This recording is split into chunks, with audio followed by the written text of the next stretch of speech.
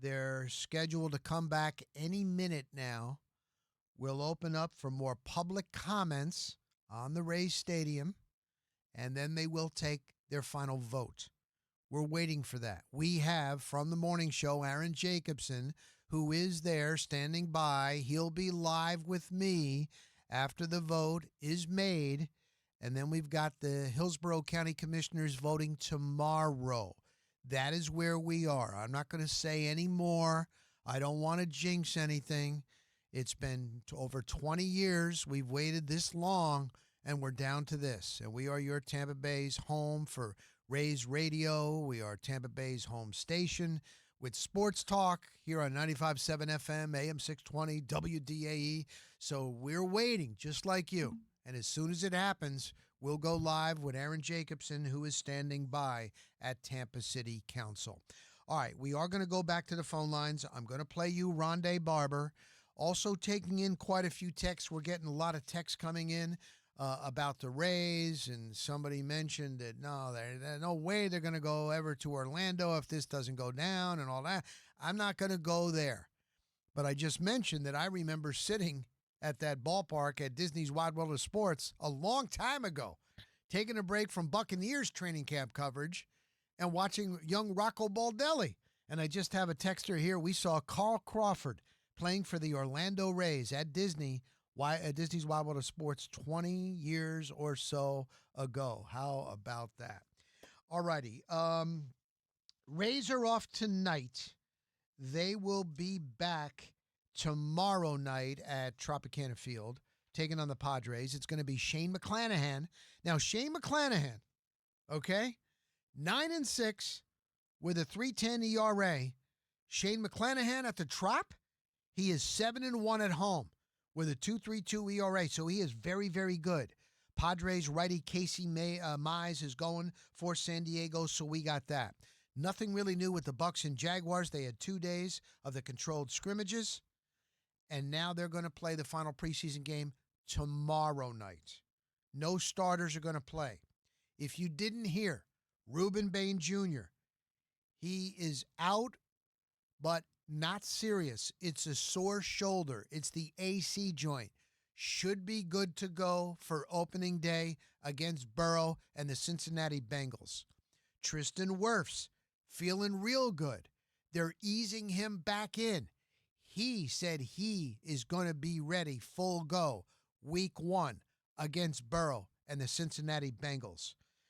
Cut down day, they got to cut down to 53, the 53-man roster.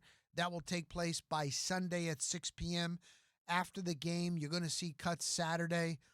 Sunday, they're going to be coming in. There we go. We're ready. Then we're ready. We're ready now for the regular season. All right. Jalon Daniels. Now, I brought this up 2 days ago. This is me. I want the Buccaneers to keep 3 quarterbacks to start the season. I know Jalon Daniels I think he's got the it factor, but he's not there yet. He's not there yet.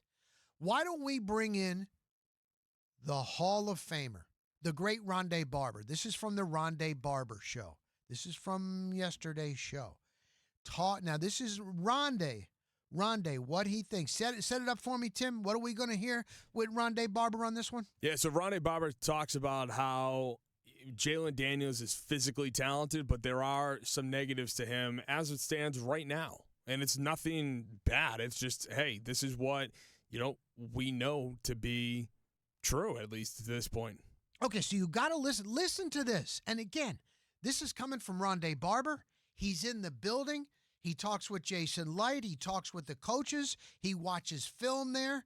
Ronde Barber on the pros and cons, only because he's so new to this yet, of quarterback Jalon Daniels. Yes, is he God-given talent that can make him show those ridiculous splash plays, like the throw that you were talking about, the touchdown throw that he gave to Kokeef. Now, the nuance of the offense, picking up the checks and the cans and all the other stuff that has to happen at the line of scrimmage and recognizing defenses and then dropping back with the right footwork and timing pre-programmed into your head, that takes time, right? Does he have that now? Absolutely, he does not have that. But can he figure it out? Yes, because he's talented. Okay, so he brought up a really good point, and I'm glad you centered on that. You edited that perfectly, Tim. That's exactly what I wanted. When you now get to the regular season, let's say Baker Mayfield goes down. Let's say they did not keep Browning. Jalon Daniels goes in there. It's not just, oh, he hears the play and he calls it. There's so much to that. You have to look across. You look at what defense is there. You come to the line of scrimmage, and he said that they call it a can. You're canning that play. Now you're going to something different.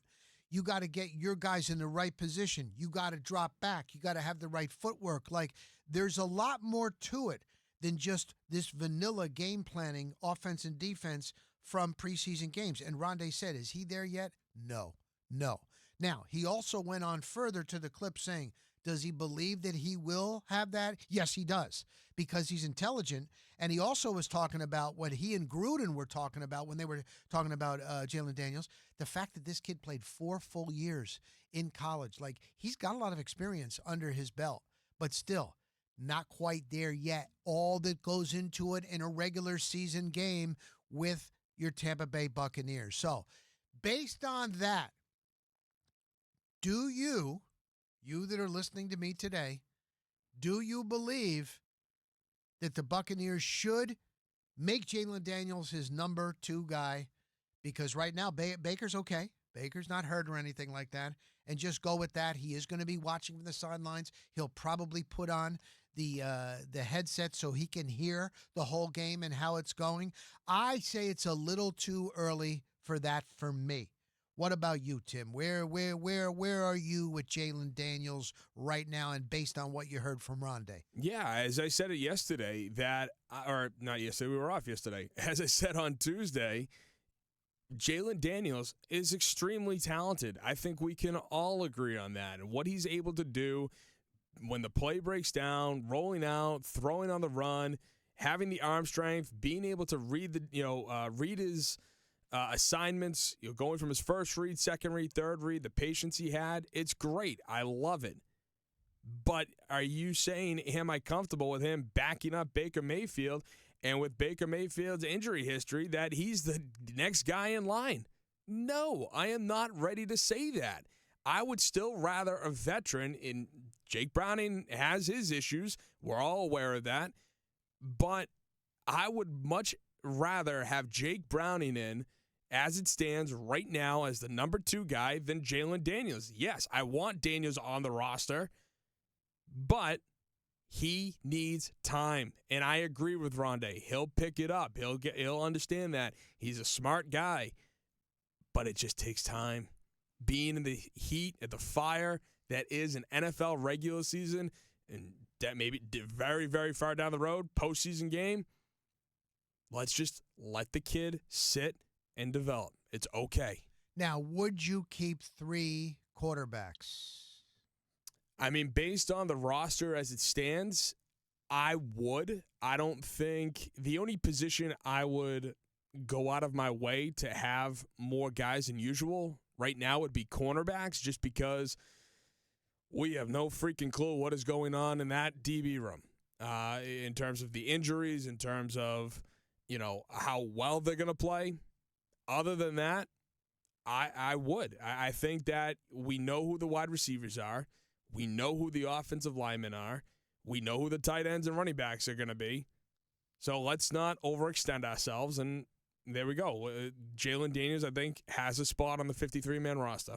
See, that's I'm going practice squad. I'm going practice. Oh, well, no, he's going to get picked up. You're going to have to put him. You're right. You're going to have to put him on the 53-man roster. Mm-hmm. How fast would he be picked up? See, now that's the thing, though, that I, as a fan, I don't know about, because there have been plenty of guys I've seen throughout my years of watching football and watching preseason football who are absolute studs, who show off and just have these crazy preseason games, and then my team cuts them, And guess what? They end up on my team's practice squad. No one picks them up. No, you're right. So I've seen it too. I've seen it too. I'm not saying that Jalon Daniels won't get picked up, but it is an intriguing question of, will he get picked up?